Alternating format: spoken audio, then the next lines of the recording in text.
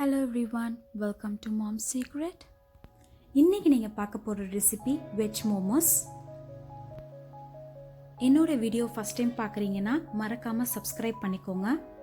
Let's get into the video. 1.5 cup all purpose flour மைதா நான் எடுத்திருக்கேன். இதுக்கு தேவையான அளவு உப்பு. ரெண்டையும் நல்லா மிக்ஸ் பண்ணிட்டு தண்ணி ஊற்றி நான் மாவு நீட் பண்ணி வச்சுக்க போறேன்.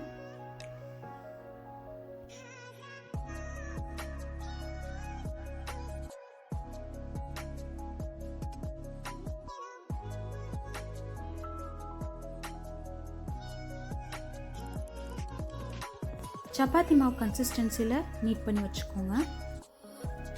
இப்போ இதுக்கு தேவையான ஸ்டஃபிங் நம்ம செய்ய போகிறோம். 3 டீஸ்பூன் ஆயில் எடுத்திருக்கேன்.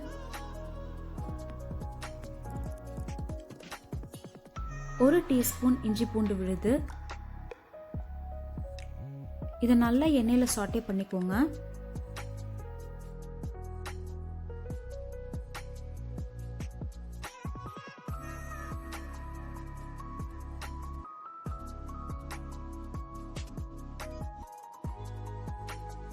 நல்லா சாட்டே பண்ணதுக்கப்புறம் ஒரு பச்சை மிளகா, சின்ன வெங்காயம் நல்லா சாப் பண்ணி சேர்த்துருக்கேன்.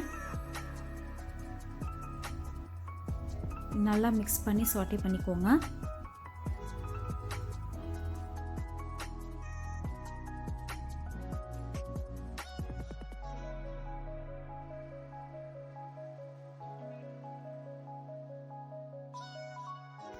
ஒரு கேரட் கிரேட் பண்ணி வச்சிருக்கேன், அதையும் சேர்த்துக்க போறேன். 1 கப் கோஸ் கேபேஜ், அதையும் நான் நல்லா கிரேட் பண்ணி வச்சிருக்கேன்.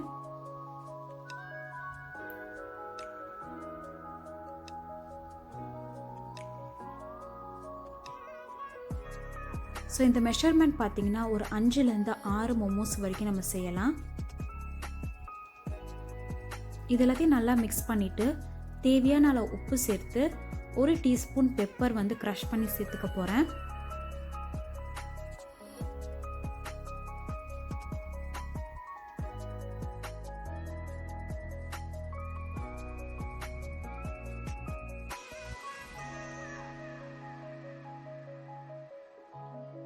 ஃபைவ் மினிட்ஸ்க்கு ஸ்டர் ஃப்ரை பண்ணிக்கோங்க.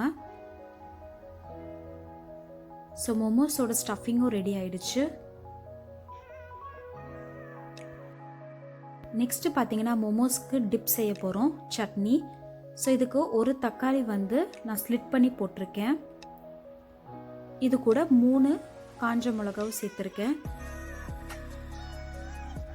ஸோ அது ரெண்டும் நல்லா பாயில் ஆகட்டும். இப்போ அதை நம்ம சர்வ் பண்ணுறது எப்படின்னு பாருங்கள்.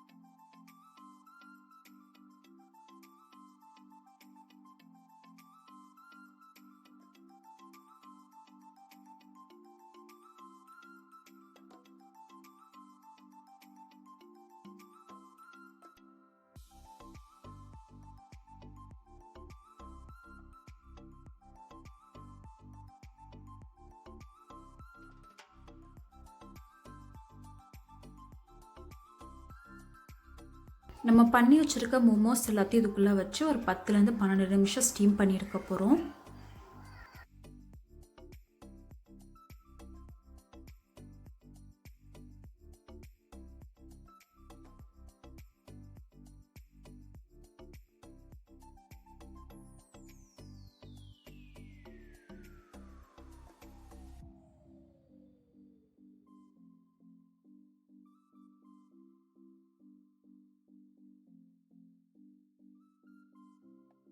மீன்வாயில் பார்த்தீங்கன்னா தக்காளி நல்லா ரெடி ஆயிடுச்சு. இப்போ அது மேலே இருக்கிற ஸ்கின்னை வந்து நம்ம ரிமூவ் பண்ணிடலாம்.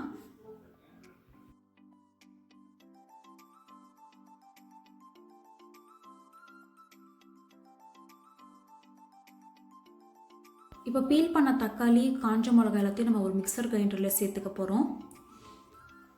இது கூட 3 பூண்டு வந்து எடுத்துக்கோங்க.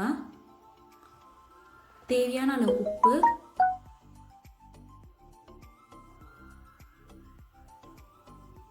கால் டீஸ்பூன் சர்க்கரை, அரை டீஸ்பூன் வினிகர் எடுத்துட்டு இது எல்லாத்தையும் நல்லா அரைச்சி எடுத்துக்கோங்க. ஸோ நம்மளோட மோமோஸோட சட்னி ரெடி ஆகிடும்.